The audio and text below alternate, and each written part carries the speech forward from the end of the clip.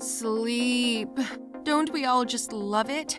Be it a straight night of unblemished, uninterrupted shut-eye, a power nap on a busy day, an afternoon siesta, weekend binge sleep.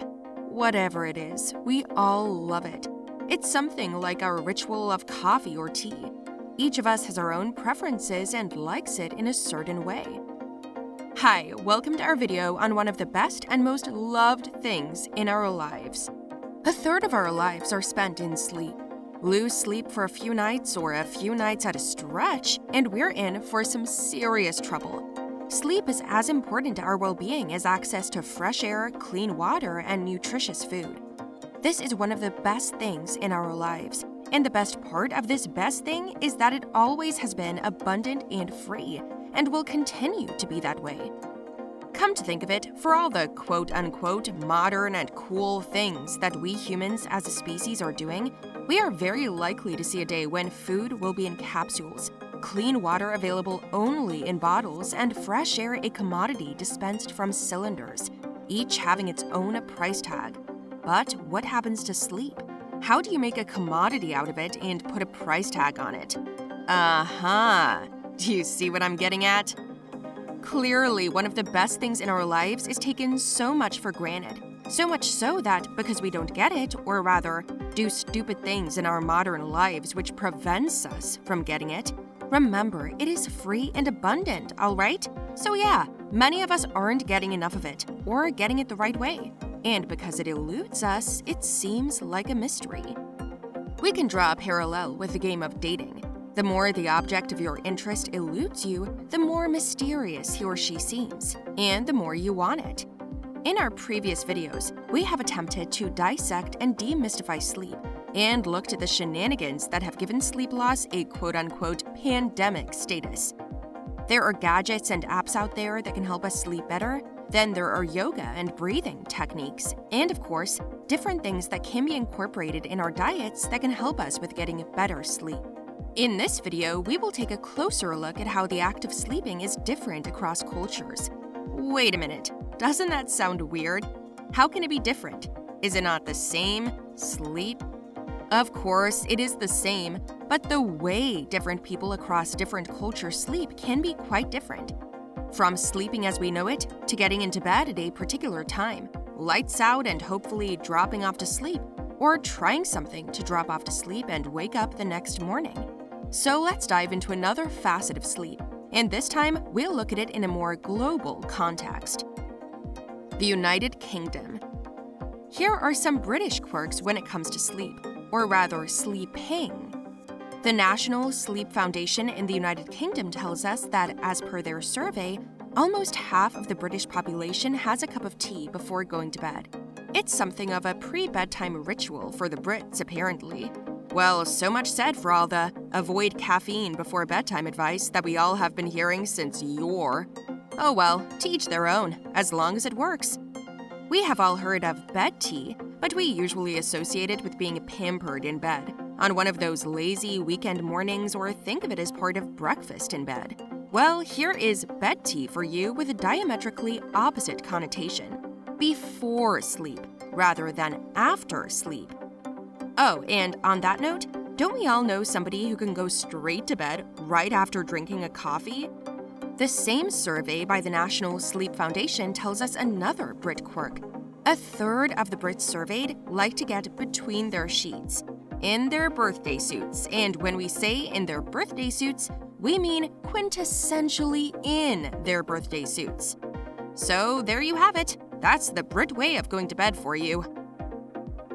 The Inuits living in Alaska, Canada, Siberia, and Greenland. In case you haven't heard of the Inuits, well, they are also known as Eskimos.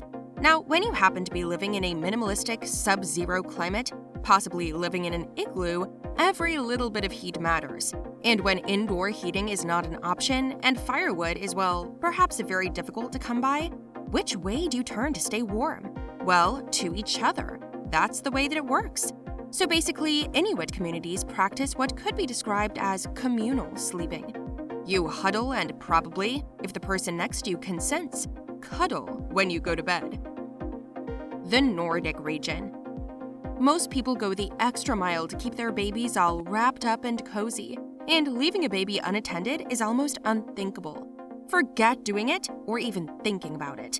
If you're in the United States, an act of this nature could even land you a jail term for child endangerment. But if you live in either Denmark, Norway, Iceland, Finland, or Sweden, collectively called the Nordic region, a baby left unattended in its pram is a perfectly normal thing to do, even if the temperature outside hits a bone-chilling -5 degrees Celsius. While this may seem unfathomable for most, let us look at why this is a part of Nordic culture. Well, you could say there are as many reasons as there are opinions. Some parents opine that it helps their children grow stronger, that the cold helps kids sleep better, that it's healthier outdoors because babies are less likely to catch common infections than if they were indoors. While justifications may vary, a broad consensus that emerges across the board amongst Nordic parents is that children can go outside any time of the year, as long as they are dressed right, which means that in Nordic culture, there is no such thing as bad weather. Children are encouraged to spend maximum time outdoors, and the best way to prepare them is to catch them while they're young. In Denmark, it is common to come across daycare centers that have a designated outdoor nap area for the kids. Many schools even follow what's called the forest school model, or relying on the outdoors to facilitate learning. Climate, no bar. Nordic parents train their kids for the outdoorsy kind of life, and the training actually begins with how the babies sleep. Now, that is an interesting connection to sleep, isn't it? Guatemala. We have all heard of little children going to bed with their favorite stuffed toys, and perhaps even carried our own favorite toys to bed when we were kids ourselves. What is interesting about the sleep practices of the Guatemalans is that they carry little worry dolls to bed, which they tuck beneath their pillows. Since the stillness of bedtime can get one's mind racing with all kinds of thoughts, these little dolls are believed to snatch away one's worries and let the person sleep peacefully until the next day. So in this Central American country, people actually transfer their worries and go peacefully to bed. Now that is inventive thinking. Botswana. Now here's an interesting tidbit from the southern African continent. A Botswana tribe called the Kung follows a practice of sleep on demand, or sleep when you like it. There is no bedtime and waking time, sunrise and sunset, day and night, circadian rhythms, and all the other semantics related to sleep cycles. These people know only one thing. Tired and need to rest? Go straight to bed. Oh, and here is the best part. No fixed time to wake up either. Sleep whenever you want and as much as you want. Wow, is there anybody else who wants to head to Botswana? Japan. Enough has been said about Japan and their sleep nemesis, but yet this one begets a mention. Japan is notorious for karoshi, or death due to overwork due to lack of sleep.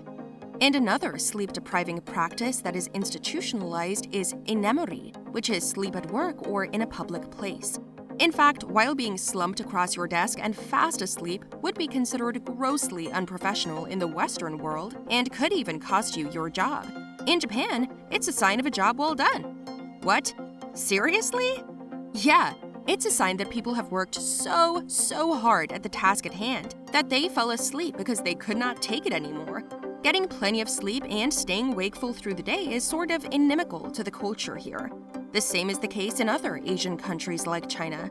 In fact, many organizations even provide nap spaces like sleep pods as a means to improve productivity, so that sleep-deprived employees can get recharged.